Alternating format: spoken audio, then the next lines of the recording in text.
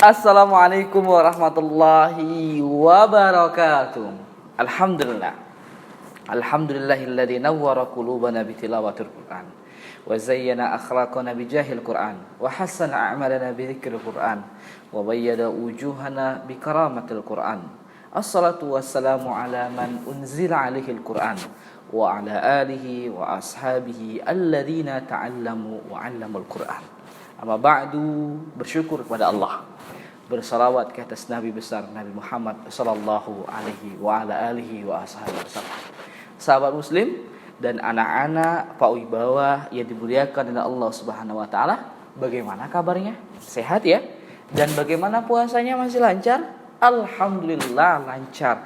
Semoga kita sehat selalu dan bisa melaksanakan ibadah puasa sampai akhir Ramadan. Amin ya rabbal alamin.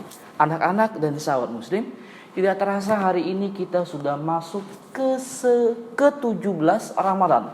Artinya kita berada di pertengahan bulan Ramadan. Ada yang istimewa di 17 Ramadan. Ada peristiwa besar di 17 Ramadan. Ada yang tahu peristiwa apa? Iya, peristiwa nuzulul Quran, yaitu hari diturunkannya Al-Quran pertama kali. Syahrul Ramadan alladzi unzila fihil Quran hudan linnasi wa bayyinatin minal huda wal furqan. Ramadan adalah bulan diturunkannya Al-Quran. Baik anak-anak dan sahabat muslim yang dimuliakan oleh Allah Subhanahu wa taala, sesungguhnya Allah Subhanahu wa taala memberikan mukjizat kepada nabi dan rasul lainnya. Ada Nabi Musa yang memiliki tongkat yang keren. Ajaib tongkatnya, dipukulkan ke laut, laut terbelah menjadi dua. Dilemparkan, bisa menjadi ular. Ada mukjizat Nabi Daud yang suaranya merdu sekali. Bahkan saking merdunya suara Nabi Daud, burung-burung yang terbang berhenti mendengarkan suara Nabi Daud ketika membaca kitab Zabur. Kemudian ada mukjizatnya Nabi Isa yang mampu menghidupkan makhluk yang sudah mati. Ada pula mukjizatnya Nabi Ibrahim. Adalah mukjizat Nabi Ibrahim yang mampu badannya tidak terbakar oleh api. Dan masih banyak lagi mukjizat Nabi dan Rasul yang Allah Subhanahu wa taala berikan kepadanya. Lantas apa mukjizat Nabi besar Nabi Muhammad? Mukjizat Nabi besar Nabi Muhammad SAW Al-Quran. Tapi kita sering bertanya, kenapa Allah Subhanahu wa taala memberikan mukjizat Al-Quran kepada Nabi? Bukankah Nabi Muhammad harusnya mendapat mukjizat sebagaimana Nabi Musa tongkatnya bisa membelah lautan, kemudian bisa menjadi ular? Kenapa Allah Subhanahu wa taala tidak memberikan mukjizat kepada Nabi Muhammad sebagaimana Nabi Isa yang mampu menghidupkan hewan yang sudah mati?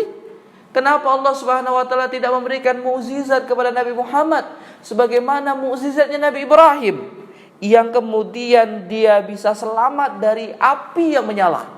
Kemudian kenapa Allah Subhanahu wa taala tidak memberikan mukjizat sebagaimana Nabi Daud yang suaranya indah, kemudian burung-burung berhenti mendengarkan suara Nabi Daud ketika membaca kitab Zabur? Kenapa Allah tidak memberikan itu kepada Nabi Muhammad? Bukankah mukjizat Nabi dan Rasul lainnya itu lebih hebat daripada Al-Quran? Jawabannya justru kata para ulama, Al-Quran adalah mukjizat yang paling sempurna dan juga paling hebat. Saking sempurnanya, saking hebatnya mukjizat Al-Quran, bayangkan kalau Nabi dan Rasul lainnya mukjizatnya terbatas oleh waktu dan jarak. Habis bersamaan dengan wafatnya Nabi dan Rasul yang Allah berikan mukjizat. Contoh, Nabi Ibrahim. Apakah masih ada mukjizat Nabi Ibrahim? Hilang. Habis bersamaan dengan wafatnya Nabi Ibrahim alaihissalam. Mukjizatnya Nabi Musa, tongkat. Apakah masih ada tongkatnya? Ternyata sudah tak ada lagi bersamaan wafatnya Nabi Musa alaihissalam. Mukjizatnya Nabi Daud yang suaranya indah, bahkan burung pun hinggap berhenti sejenak mendengarkan suara Nabi Daud. Mana mukjizatnya? Tak ada lagi, hilang bersamaan dengan wafatnya Nabi Daud alaihissalam. Nabi Isa yang mampu menghidupkan hewan atau makhluk yang sudah mati. Apakah masih ada mukjizat itu? Ternyata sudah tak ada lagi, hilang, habis bersamaan dengan wafatnya Nabi Isa alaihissalam. Lantas Al-Quran, justru Al-Quran adalah mukjizat yang paling sempurna. Bayangkan, hingga saat ini Al-Quran masih tetap ada, masih tetap kita baca, masih tetap kita hafal, masih tetap kita amalkan. Pertanda bahwa Al-Quran adalah mukjizat yang besar. Maka sahabat muslim dan anak-anak yang dimuliakan oleh Allah Subhanahu wa taala, bersyukurlah kita. Allah Subhanahu wa taala mengaruniakan Al-Quran kepada kita, mewahyukan Al-Quran kepada Nabi Muhammad SAW, dan kemudian menjadi pedoman dalam hidup kita. Dan ketahuilah, salah satu mukjizat yang besar, buktinya adalah Al-Quran mampu menjadi pedoman untuk kehidupan kita. Inna hadzal Quran yahdi lillati hiya aqwam. Sesungguhnya Al-Quran itu adalah petunjuk, pedoman, mata angin, kompas terbaik yang kita miliki, yang Allah Subhanahu wa taala berikan kepada kita.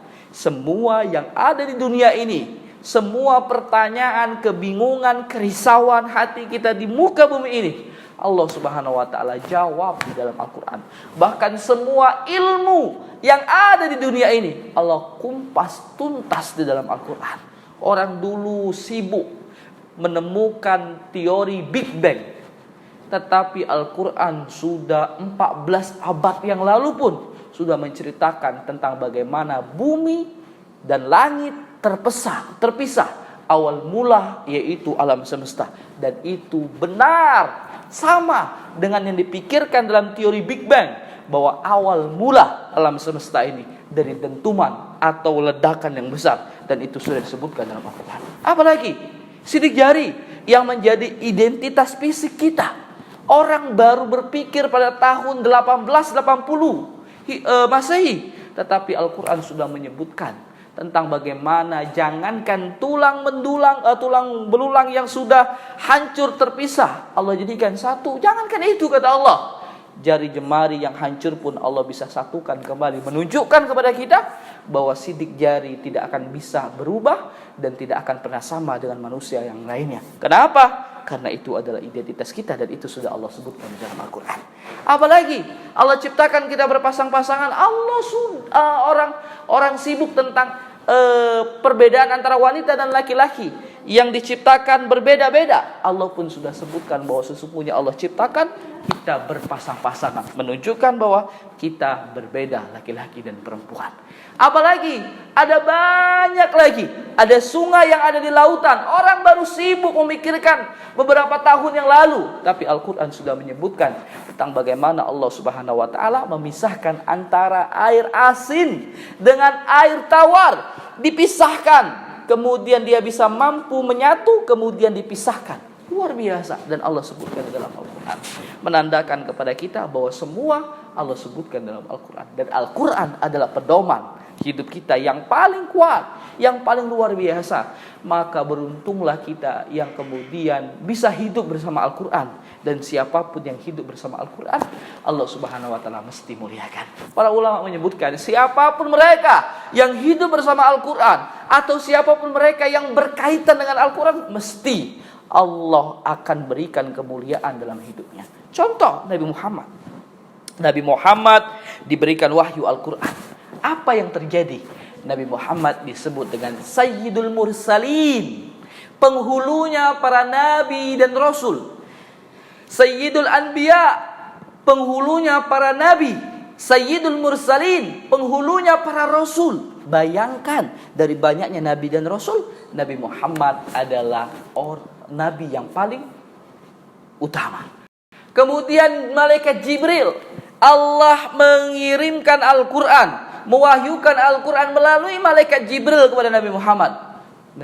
Malaikat Jibril pun kemudian Allah muliakan dengan menyebut bahwa Jibril adalah Ruhul Amin. Kemudian Sayyidul Malaikah, yaitu dari banyaknya para malaikat, Jibril adalah utama. Bulan Ramadan, syahrul Ramadan alladzi unzila fihi al-Qur'an hudan linnasi wa bayyinatin minal huda wal furqan. Al-Qur'an adalah bulan diturunkannya Ramadan adalah bulan diturunkannya Al-Qur'an. Allah disebutkan bahwa Ramadan adalah bulan yang utama, sayyidus syuhur, dari banyaknya bulan Ramadan adalah bulan yang istimewa dan bulan utama. Hari Jumat ulama bersepakat bahwa hari Jumat adalah hari di mana Al-Quran diturunkan pertama kali. Bayangkan apa yang kemudian disebutkan Jumat disebut sebagai Sayyidul Ayyam, penghulunya para hari. Bayangkan dari banyaknya hari, Jumat adalah hari yang paling utama. Maka sahabat muslim dan anak-anak, bersyukur kita Allah Subhanahu wa taala berikan kita Al-Qur'an sebagai pedoman hidup kita, dan hendaknya kita harus senantiasa membaca, menghafal dan mengamalkan Al-Qur'an. Dosa yang akan kita bawa menghadap Allah Subhanahu wa taala, salah satunya adalah dosa kita ketika kita tidak bisa membaca Al-Qur'an. Merugi sekali orang yang tak bisa membaca Al-Qur'an, dan Allah akan tanya kenapa kita tak bisa membaca Al-Qur'an. Papa mama, orang tua yang saat ini kita sibuk dengan mencari dunia kita, perhatikan anak-anak kita. Apakah anak-anak kita sudah bisa membaca Quran? Kalau belum, ajarkan mereka. Kalau belum, sekolahkan mereka. Kalau belum, panggil guru untuk mengajarinya. Sekolahkan dia ke tempat yang kemudian dia bisa mampu membaca Quran. Kenapa? Karena kelak ketika kita akan dihadapkan di akhirat, kita akan ditanya, kenapa anakmu tak bisa membaca Al-Quran? Kenapa anakmu tidak bisa membaca Al-Quran? Ingat, kita tidak akan pernah ditanya tentang bagaimana lulusan anak-anak kita. Kita tidak akan pernah ditanya, fulan, anakmu lulusan Amerika? Fulan, anakmu lulusan Perancis? Tidak. Yang Allah tanya, kenapa anakmu tak bisa membaca Al-Quran? Semoga Allah Subhanahu wa taala menjadikan kita hamba-hamba yang istiqamah. Allah jadikan kita orang-orang yang selalu hidup bersama Al-Quran, dan Allah jadikan kehidupan kita berkah dunia maupun akhirat kita. Billahi taufiq wal hidayah. Dan terakhir anak-anak, soal atau pertanyaan dari Pak Wibawa, kapan Al-Quran diturunkan? A, di bulan Sya'ban. B, di bulan Ramadan. Tulis jawaban kalian di kolom komentar. Wassalamualaikum warahmatullahi wabarakatuh.